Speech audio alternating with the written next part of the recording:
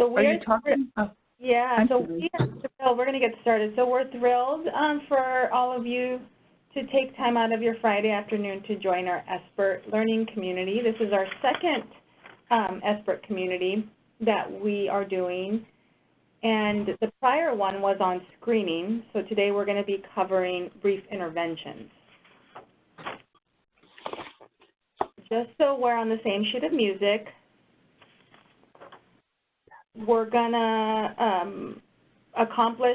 I want to tell you what we're going to accomplish during this webinar. We're going to highlight the goals, the framework, and the practice of the brief intervention that's referred to as the BI component of SBIRT under the context of SBIRT practice. Let's begin by reviewing what a brief intervention consists of or entails. A brief intervention is the second step in SBIRT that comes after screening. We covered screening in our last learning community, so if you missed it, please visit our website to watch it. It's under past events. The BI has been used interchangeably with other concepts and terms that you may have heard. These include early intervention, motivational intervention, behavioral intervention, risk reduction intervention. All of these terms capture the goal of our session. They really capture the practice of the brief intervention, the framework of the brief intervention, and the goal of the brief intervention. Let's review first what is meant by BI practice.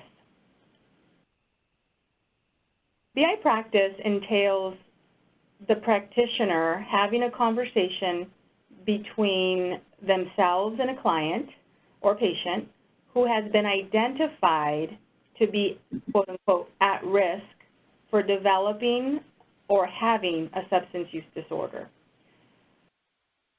The BI is based, so this step here, we would have gathered to do the BI practice. What comes before that is screening.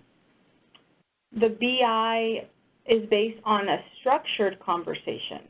So the structured conversation has been referred to as different things, different acronyms like frames and flow. And in the context of our training, we are using the brief negotiated interview, which entails these 4 steps: raise awareness, provide feedback, enhance motivation, and negotiate a plan. These 4 steps combined are what is included in what is referred to as this BI conversation. There is also under the framework, these 2 things include the framework. Under the framework of the brief intervention are key principles underlying the brief intervention practice. And these principles are important because they're shown to mediate or increase the likelihood of the goal of the brief intervention, which is bringing about behavior change. It's referred to largely as a couple of concepts that we'll cover. These key principles underlying the brief intervention include recognizing and being aware of the stages of change the individual, the client, or the patient is at.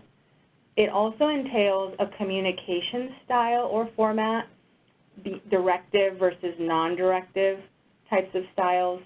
We'll cover that. And motivational enhancement principles, known as motivational interviewing.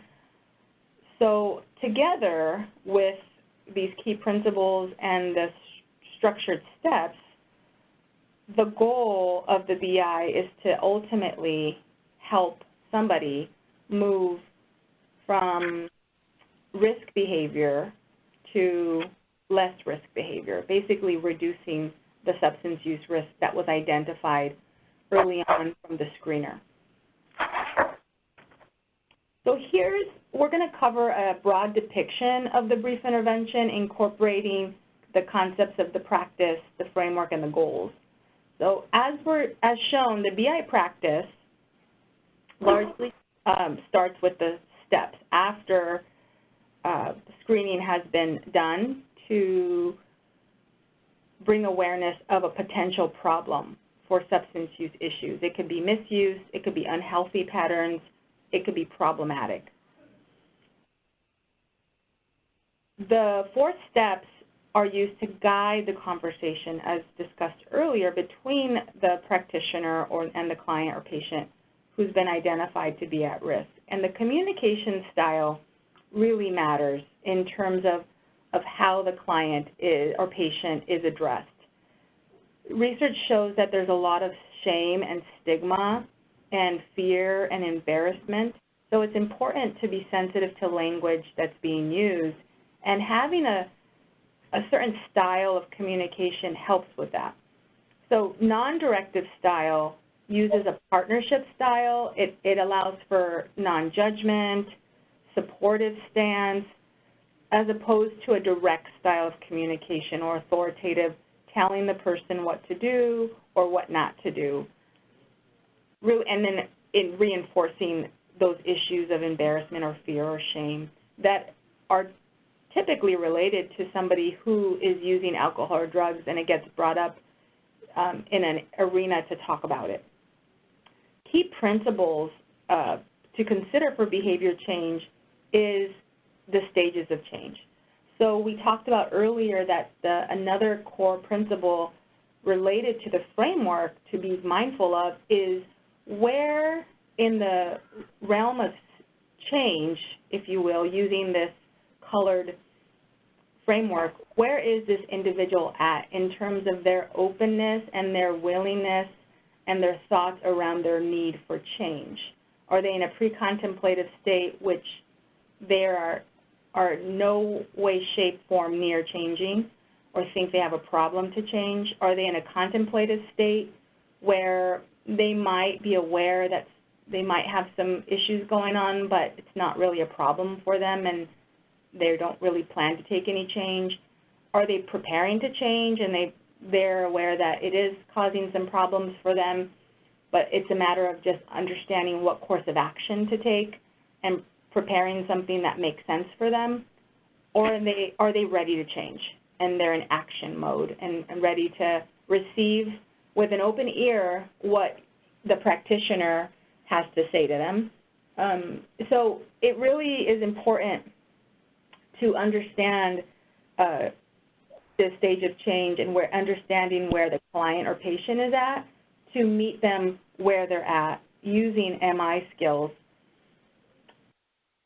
which brings us to the other underlying framework, which is motivational enhancement strategies that are used during these BI or brief intervention steps of the conversation when you're raising awareness or providing feedback, step 2. Step 3 there is enhancing motivation, and step 4 is negotiate a plan. And so step 3 and step 4 are very critical when you're intending to enhance motivation, getting them to a place in this stages of change to understand that on their own that there is risk and that they need to potentially change to reduce that risk. And in partnership with the provider, negotiating a plan that makes sense and meets them where they're at.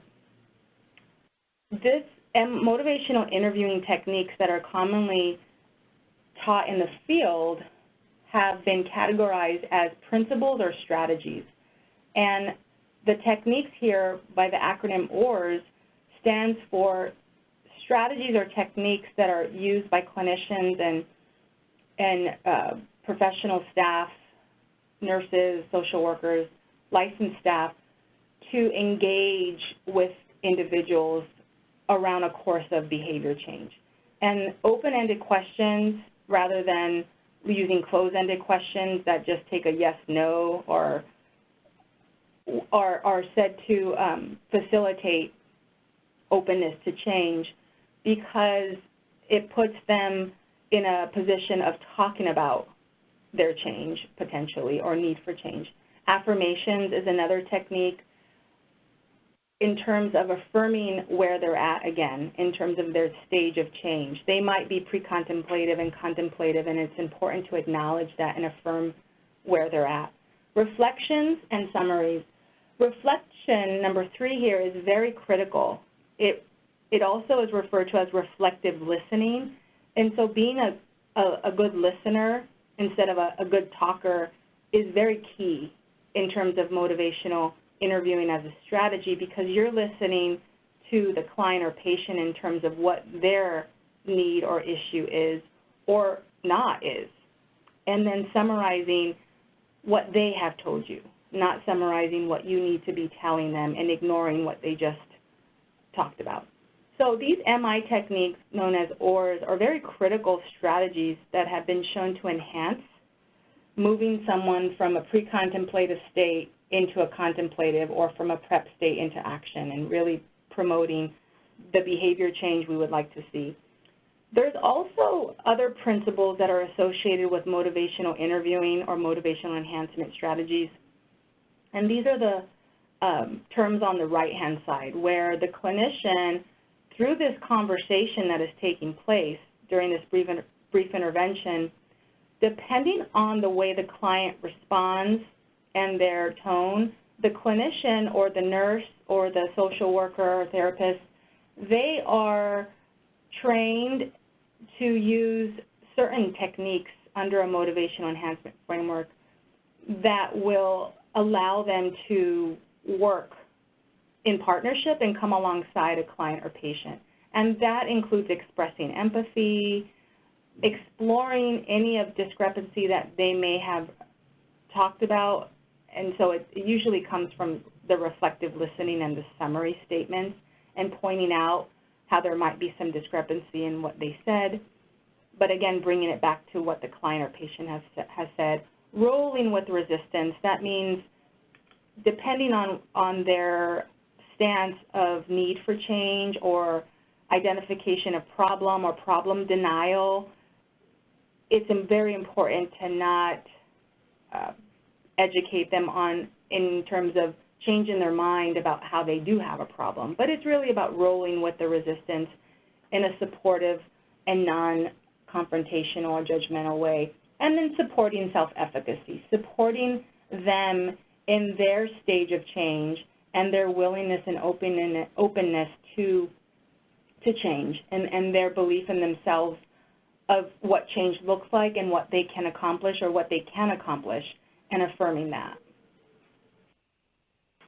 To ultimately lead to the goal of the brief intervention, which is getting them to a point of behavior change, I wanted to point out that it's important during the brief intervention that there are important processes during steps 3 and 4 of the brief intervention practice. Both of these processes that I'm going to point out are associated with planting a seed. So as a therapist, as a nurse, as a social worker, counselor, the goal of, in the spirit of motivational enhancement strategies, is really planting a seed to stimulate change and being okay with the client or patient when there is no change. But the goal is, for success, is really planting the seed. What do we mean by this? Well, during step 3, 2 critical exercises that have been shown to prompt motivation or stimulate or enhance motivation is decisional balance exercise, which has some personalized reflection, as well as a readiness ruler exercise. These 2 steps have been really shown to help prompt and motivate the client think about their need for change, and I'll show you this in a bit. During step 4, it's important that the clinician or nurse or social worker be mindful of using the results from step 3, what was found out during, let's say, the readiness ruler, to help the client elicit, how them describe what change would look like for them. And the target, really, of these 2 steps, or the aim, is for the clinician or the nurse or the social worker to elicit what is referred to as change talk during the brief intervention session. And this is known to be really important for stimulating or motivating or enhancing the client from moving from, let's say, pre-contemplative into contemplative or into an action stage. So these two, it's important to think about these two going hand in hand. They all are interactive, but these two in particular. So what do we mean by this? Well, it's important to point out a few things related to these processes during the exercises of these steps. The goal of the decisional balance is, and this is a decisional balance, and the decisional balance is getting the client to engage in, during the conversation about pros and cons. And largely during this session, what has been shown to occur is that there's a lot of time spent asking the client to talk about the pros of why they like doing alcohol and drugs, why they like it, and mentioning some cons, the not-so-good things about using alcohol or drugs. However, spending time in these upper quadrants is important, but what's more important is the change talk and getting them to talk about and identify change. So during the session, it's important to realize and know this, so you might want to start off the conversation by saying, we know that, alcohol use is related to hangovers and not going to work and maybe getting in trouble if you're driving. And it's also related to not doing, some good things, or you get them to verbalize a few of these things, but then you should move on quickly to spend a lot more of your time on the reasons why they would like to change and why they feel it's important versus keeping them in a place of sustained spending too much time, and the pros and cons won't facilitate change, but it will keep them in that place of like, oh yeah, I really like pros. I talked a lot about pros of why I like doing alcohol and drugs. I kind of don't think I need to change because it does a lot for me, versus spending time on reasons why they need to change would help facilitate the change talk and getting them to realize on their own that it might be important to change.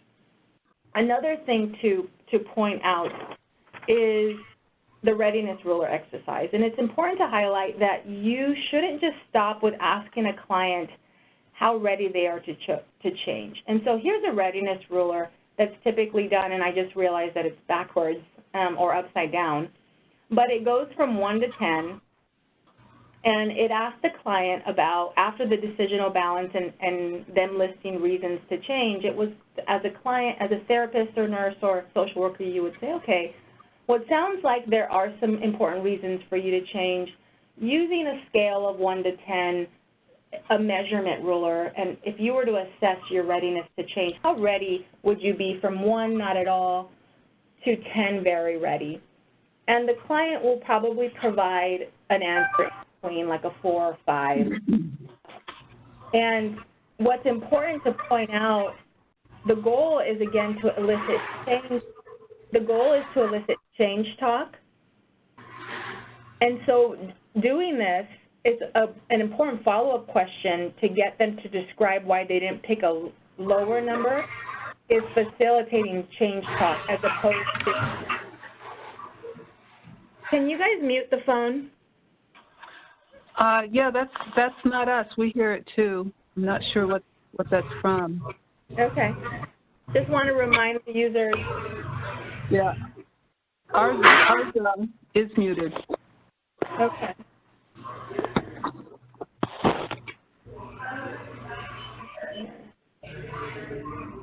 Okay, I'm going to just.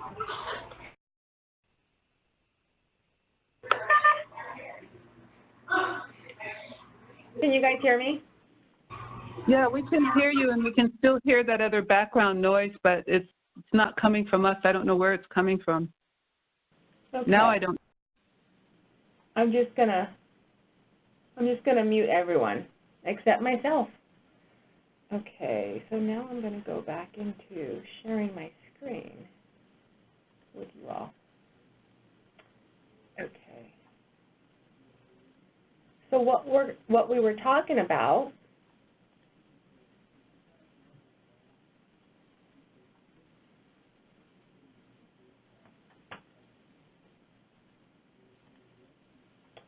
is that it's important to, when you're engaging a client or a patient in the readiness rule or exercise during step 3, when you're trying to enhance motivation to change, it's important not to just ask them, how ready are you to change from 1 to 10?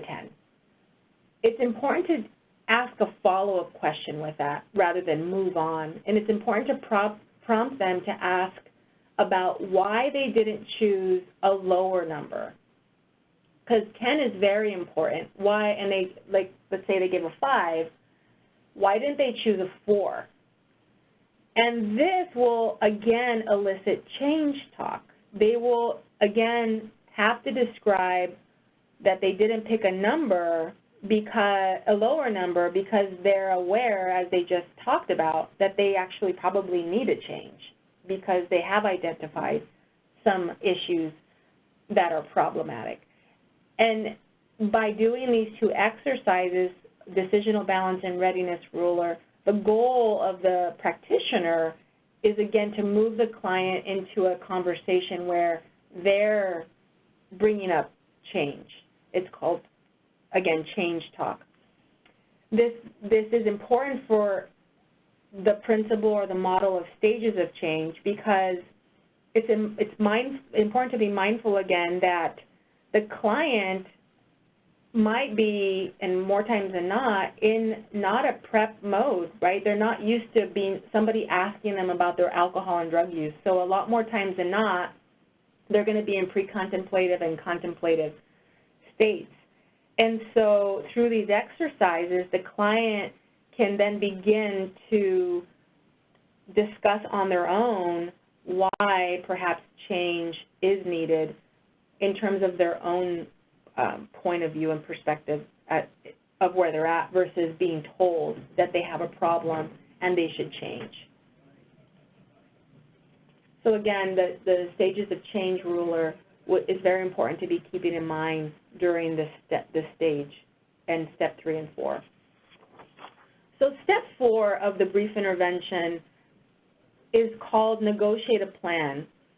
But as pointed out earlier, the practitioner should use information collected during step 3, which is enhanced motivation, to call the client to action.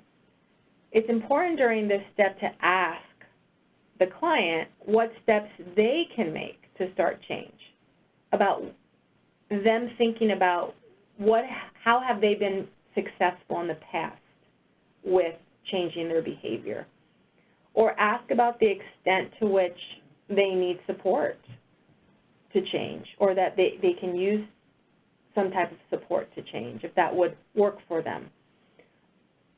Another critical area during step 4, as you're negotiating a plan, is to have resources available and being able to offer them resources for facilities in their community, both secular or non-secular, resources that they can potentially use when they feel change might occur, perhaps not then and there during the discussion, or perhaps it will in the future if that gets brought up. So it's always important to give them resources that they can take away with to think about as they're mulling over their need or desire to change. And also during the step 4 of negotiate a plan, it's important to schedule a follow-up. Depending on the setting, it might be more difficult in certain settings to schedule a follow-up, hence the reason why resources are always good to offer, because depending on where the client or patient is, it's always good to leave room for exploring or revisiting where they're at in a next visit, and not pressuring them then and there to make the change or agree to change.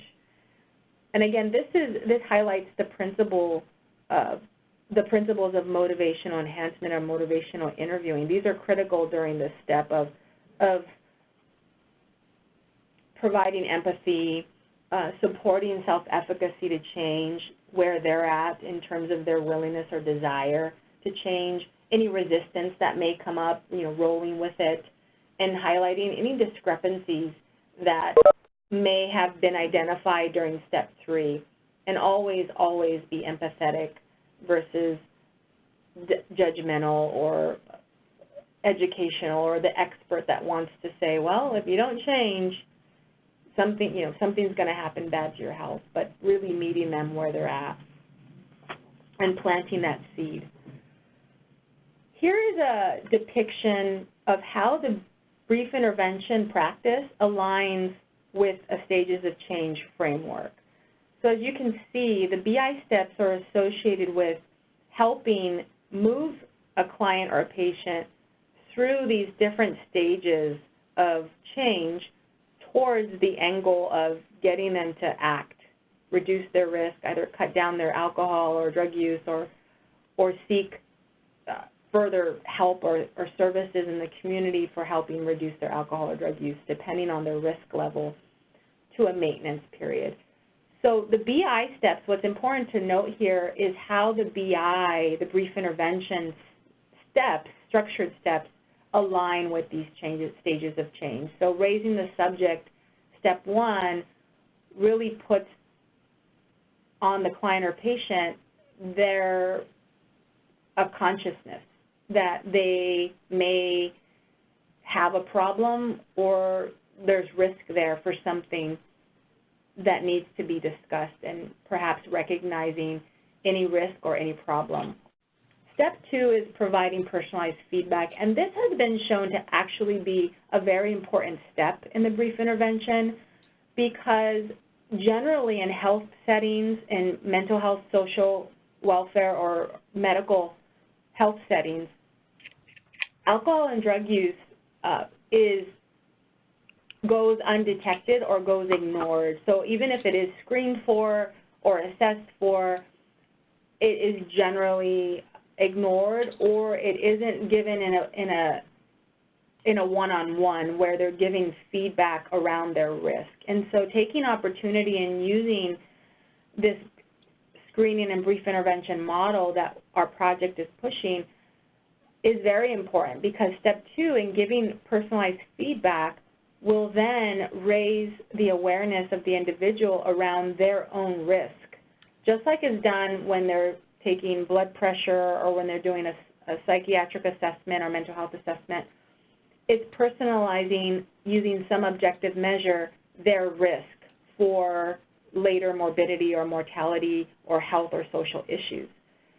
And it's the same idea here. We're personalizing the risk of their unhealthy patterns of alcohol or drug use that they should be aware of, and we're putting it on their radar.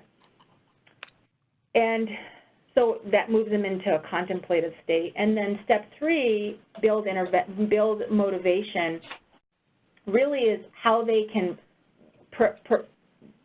enter into preparation mode, right? How they can think about planning about change through exploring some pros and cons and where they are in terms of assessing their readiness or willingness and identifying any personalized value towards change, really are the bread and butter of stirring motivation.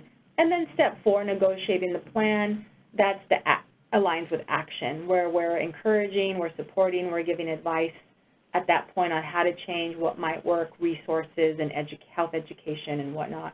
And then ultimately maintenance, which is the goal of the BI for sustained change.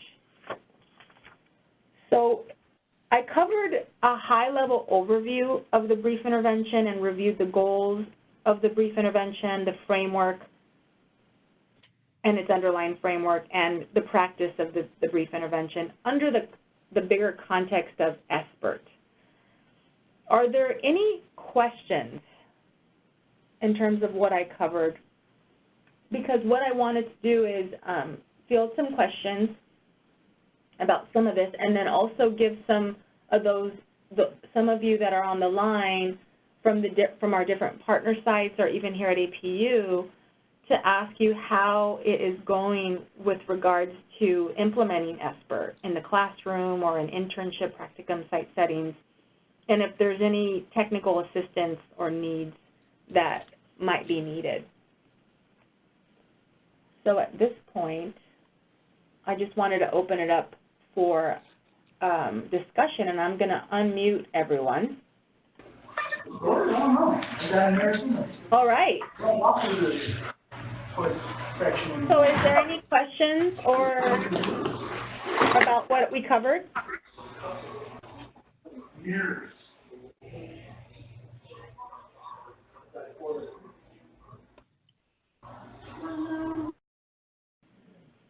This is Cheryl. Can you hear me?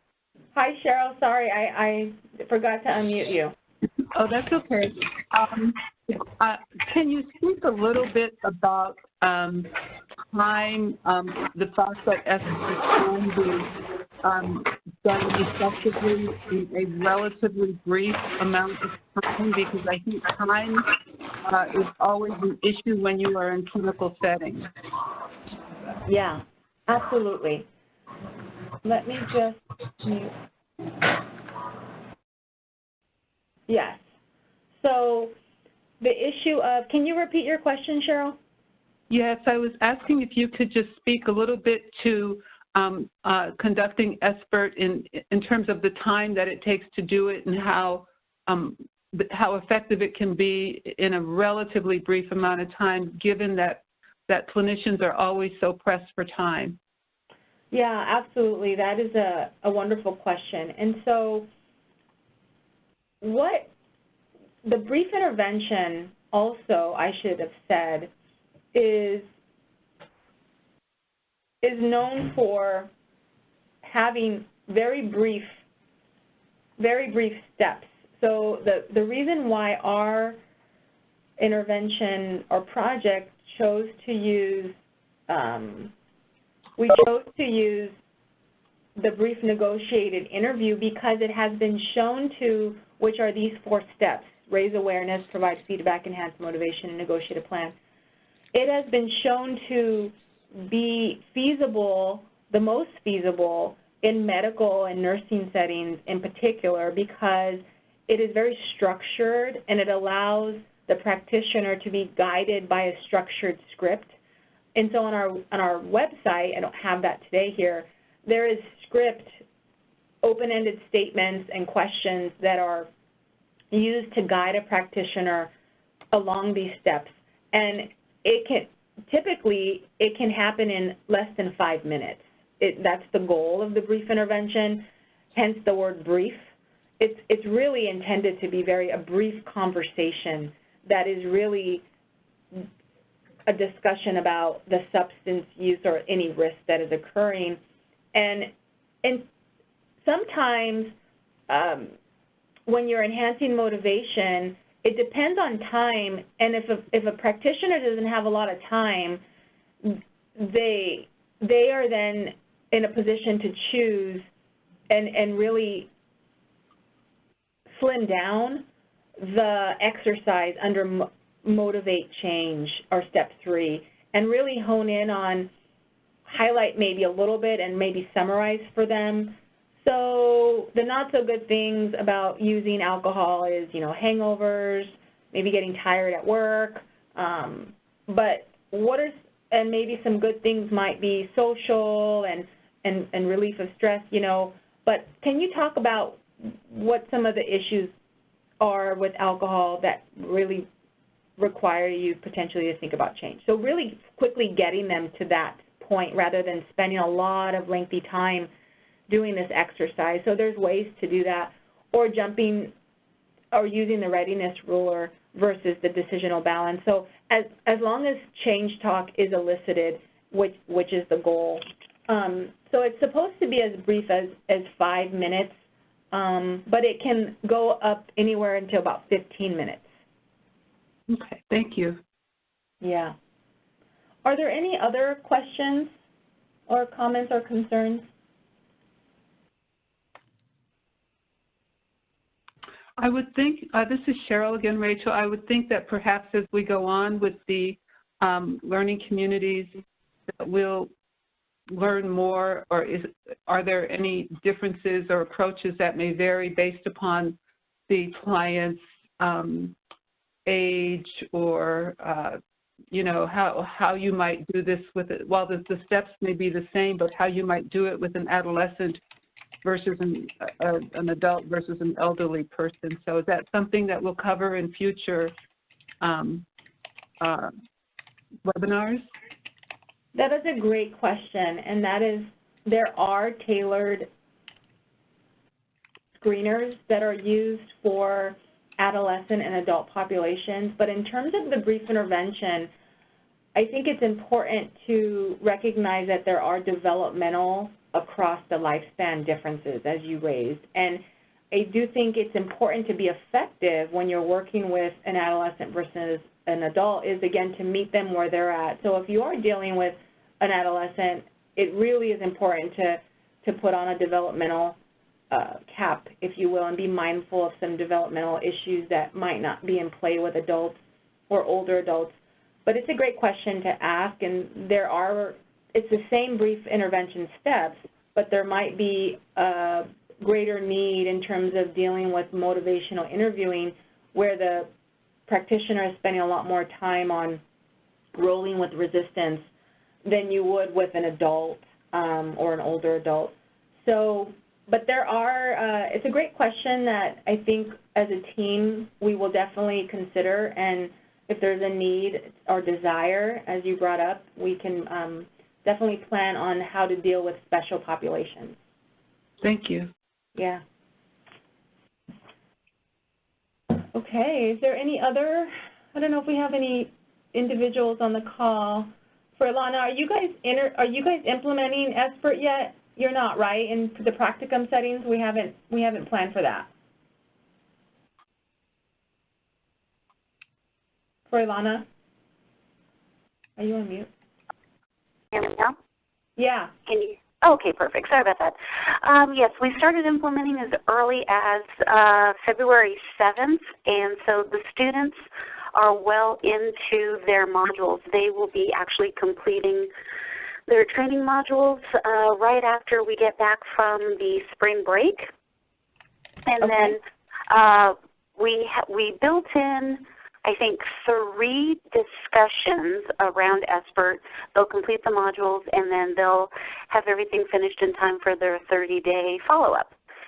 So, yeah, it's going really well. The students have been so receptive and really just really embracing this particular strategy. So nothing but wonderful compliments so far. Great. That's great to hear. Thanks for sharing that. And I think there were some questions that were sent in. I saw something come through from Vian, but I don't see any questions. Let's see here. Maybe chat. I was wondering how I could know if my students have taken the 30-day evaluation. Okay, so a question came in from Vian about understanding the extent to which students have taken the 30-day evaluation. So what we're asking, it's a great question, what we're asking faculty and staff to do who are implementing SBIRT in their class now is to either bring the laptops to class to do an in-class evaluation, or once it's completed, they take a snapshot image of their computer where on the training website itself, there's every user has a check that they've gone through the modules and an ability to print their certificate. So at this point, we don't have the technical change in place where they can print out their 30-day follow-up completion. That's something we're working on just because we have gotten questions around that, so it's a great question. So what we're encouraging faculty or staff to do is have the students take a screenshot of that place where it checks off they've completed their 30-day follow-up. It's on their user account when they have all of their modules that show. So if that's possible, that's how I can also add something else too with that question. Since it has come up with other faculty, this is Irene, by the way. We did tell our web developer about that, and he's trying to work on a function or a field where students can go in and it prints out like a progress report. So for their user account, it'll say they completed all the modules and the 30-day. So he's currently still working on that. I think that's on his list to do sooner rather than later. So that'll be coming up. But other than that, like Rachel said, they'll be able to do like a screenshot of their module checklist, and he's added it as another item at the bottom. Once they can take it, it'll check it off like they completed it. So they could do that too. Yeah. Thanks for that question. Well, thanks everyone for being on the call. I want to remind those of you to look out for next month. We are going to, every third Friday of the month, we will be hosting these community learning webinars. And next one is scheduled for March 24th from 2 to 3, so just to make note of that. And it's going to be on faith-integrated SBIRT and leaning into a faith perspective and some critical questions and critical analysis around how you can frame SBIRT practice in particular under a faith and spirituality infused model. So stay tuned for that one. If there are no other questions, then I hope you all have a great weekend. Rachel, quick question. Isn't this the fourth Friday? Are they the fourth Friday? I thought they were the third Friday. You might be right, Cheryl. I'm not sure. For some reason, I thought we were doing them on the fourth Friday.